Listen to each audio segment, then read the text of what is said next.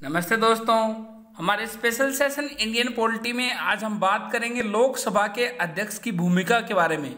हम आपको बताएंगे क्या भूमिका होती है लोकसभा के अध्यक्ष की, साथ ही बताएंगे संविधान के किस अनुच्छेद में निहित है लोकसभा के अध्यक्ष और उपाध्यक्ष के बारे में। चलो स्टार्ट करते हैं आज का सेशन।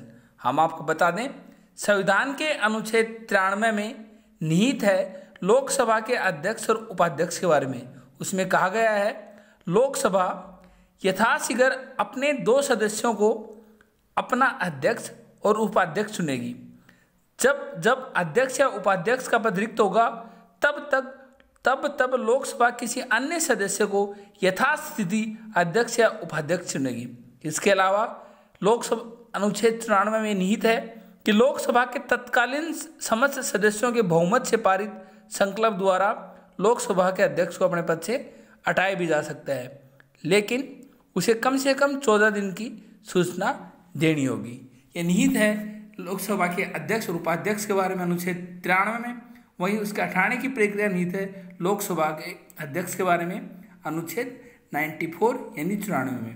अब हम बताएंगे उसके लोकसभा के अध्यक्ष की भूमिका।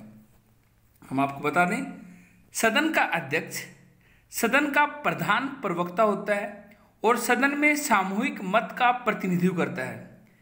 आगे 10वीं अनुसूची के तहत अयोग्यता के मामले सहित सभी संसदीय मामलों में अध्यक्ष का निर्णय अंतिम और बाध्यकारी होता है। हम आपको बता दें क्या निहित है 10वीं अनुसूची में, यह हमने हमारी वीडियो लिस्ट में जाके आप देख सकते हो। हमने डिटेल में बता रखा है 10वीं अनुसूची के बारे में।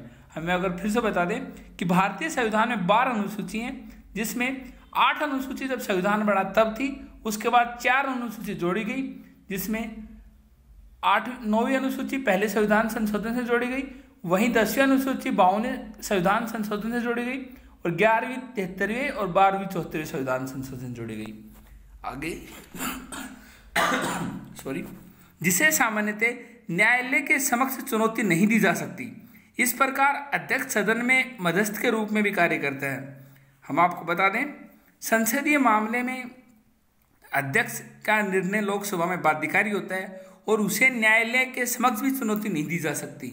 ये आगे हालांकि किहोता होलोहन बनाम जांची लल्लू मामले जो कि 1993 में सर्वोच्च न्यायालय यानी सुप्रीम कोर्ट का मत था कि 10वीं अनुसूची के तहत सदस्यों की अयोग्यता के संबंध में सदन के अध्यक्ष के निर्णय को न्यायालय के समक्ष चुनौती दी जा सकती है। हम आपको बता दें ये केस था जो 1993 में था। इसमें सर्वोच्च न्यायालय ने कहा था कि 10वीं अनुसूची के तहत अगर किसी सदस्य को आप अयोग्य घोषित करोगे तो उसके बारे में न्यायालय में चुनौती दी जा सकती है। इसके अलावा संसद के अध्यक्ष का निर्णय अंतिम और बाध्यकारी होता है। सिर्फ इस मामले में न्यायालय ने कहा था कि आप अध्यक्ष के बारे में न्यायालय में समक्ष चुनौती दे सकते हो। आगे अध्यक्ष सदन की कार्रवाई को सुचारू रूप से चलाने और उसे विनियमित करने के लिए सदन में व्यवस्था और शिष्टाचार बनाए रखने का कार्य भी करता है। इसके अलावा अध्यक्ष को बहस के लिए अवधि यानी कि अध्यक्ष ही बहस के लिए अवधि आवंटित करता है कि किस सदस्य को कितनी देर इस विषय पे बोलना है और इस विषय पे बहस करनी है। और सदन के सदस्यों को अनुशासित करने का अधिकार वो भी अध्यक्ष के पास होता है। साथ ही सदन की विभिन्न समितियां द्वारा लिए गए निर्णयों को भी रद्द कर सकता है। सदन का अध्यक्ष सदन के कामकाज से संबंधित नियमों का अंतिम व्याख्याकार भी होता है, यानी कि संसद के जो नियम है उनसे संबंधित अंतिम व्याख्याकार, लेकिन अंतिम वही बताएगा कि ये नियम क्या है क्या नहीं है। हमने बताया आपको लोकसभा के अध्यक्ष के बारे में, हमने बताया संविधान के अनुच्छेद 93 में निहित है लोकसभा के अध्यक्ष तथा उपाध्यक्ष के बारे में। साथ ही हमने बताया अनुच्छेद 94 में निहित है कैसे लोकसभा के अध्यक्ष को हटा सकते हैं, लेकिन उसे 14 दिन पहले सूचना देनी पड़ेगी।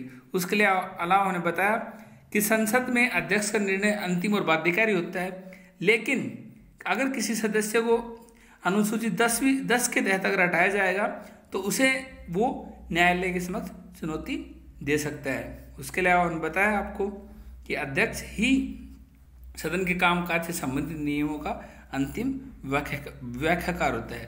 साथ ही हम आपको ये भी बता दें कि अध्यक्ष ही बताता है कौन सा बिल मनी बिल है, वो भी अध्यक्ष के पास एक प्रकार से शक्ति होती है। हमारे सेशन में जितना ही, थैंक यू।